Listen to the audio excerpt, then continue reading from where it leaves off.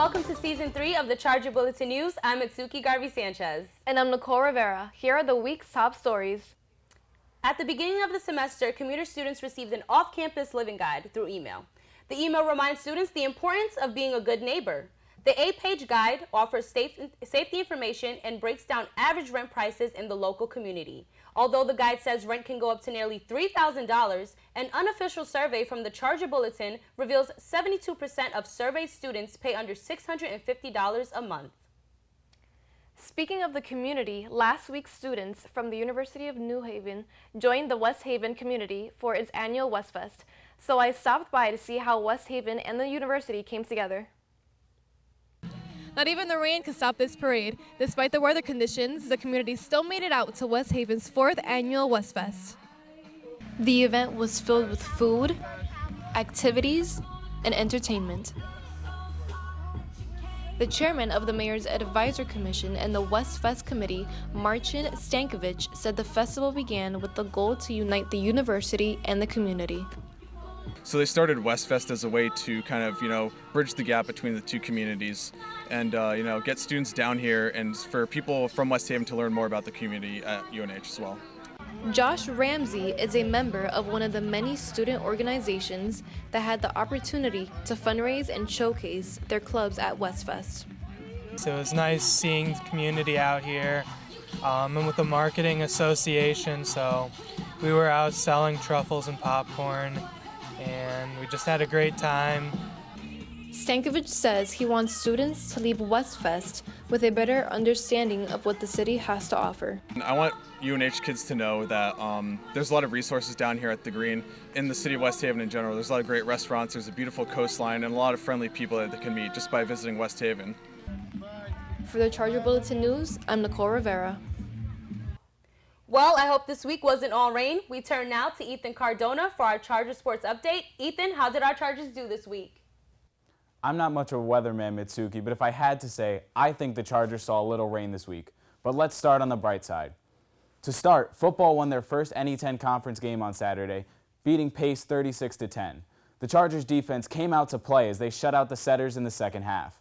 Leading the way for the Chargers was quarterback Ajay Patterson, who threw for 305 yards, scoring 3 touchdowns with 1 on the ground.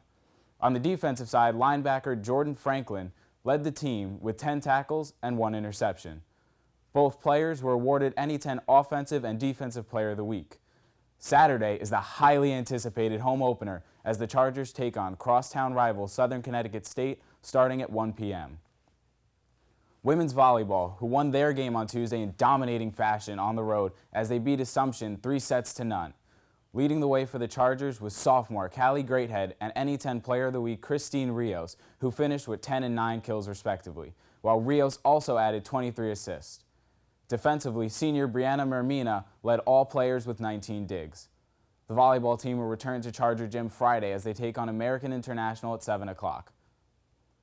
Unfortunately, the Chargers couldn't keep up the winning momentum as men's soccer lost their game against Southern Connecticut State on Tuesday, 3-2 in yet another overtime game. That's 3 overtime losses to open the season in the first 5 games.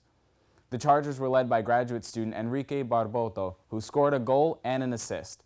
Sophomore Alessandro Papalardo also found the back of the net in the 40th minute. The Chargers have now lost 5 in a row to start the season and will look to get their first win on Saturday when they travel to take on Merrimack. The women's soccer team also lost their home opener against Southern Connecticut State 1-0. Sophomore Paige Davis had 7 saves in the loss and goal. The Chargers are now 2-2 and look to get back on track on Saturday when they host St. Michael's at Kathy Zolad Stadium. And finally, field hockey lost their home opener against Pace 7-1. Freshman Taylor Gigalone recorded her first career goal, and sophomore Natalie Shaker recorded 9 total saves. Next up for the ladies, they'll travel to Long Island for a clash against Malloy on Saturday. And tune in Friday for the second season of the Charge Up, where the panel will take on these games and more. But for now, back to you, ladies. Tuesday, students, faculty, and staff gathered in the Alumni Lounge to remember those who were lost in the 9/11 terrorist attacks. The Color Guard presented the colors and played the national anthem. The student-run ceremony has been going on since 2001, when a candlelight vigil was held in Gerber Quad. The following year, a memorial tree was planted, and since then, students have made the walk to place a small American flag at its base. Wednesday, the Multicultural Greek Council, or MGC, held a Stepping and Strolling event for the campus. Summers Smith has more. The two-day event started with a lesson on the history and expression of stepping and strolling. The multicultural organizations put a modern twist on traditional African movements. And we try to incorporate our new ideas with the roots, so it kind of creates like our own unique style, but also pays tribute to the past. The spirit and unity of Greek life found at the event highlights the importance of this diversity on campus. Being able to bring a new org on campus, it brings diversity and then new opportunities to show other students that this school is very diverse. Like in my org, personally, the four of us, we have like 4 different nationalities. I'm Haitian, my sisters are Chinese, Puerto Rican, and Italian. I feel like it's a good thing because students that come in, they get to see that the school is very diverse and the way that they can find a home away from home with like different orgs. Stepping and Strolling unifies organizations in the Multicultural Greek Council and reminds us of the importance of maintaining a positive community on campus. I'm Summer Smith, and this is Charge of Bulletin News. Well, Ethan, with all these home losses, I hope that the football team can pull it together for us this Saturday. Well, let's hope Ajay has another game like he did against Pace, and we'll be in good shape. We'll be there on the game on Saturday, and I hope you guys will too. That's all for the Charger Bulletin News. I'm Nicole Rivera. For Ethan Cardona, I'm Atsuki Garvey Sanchez. Tune in next week.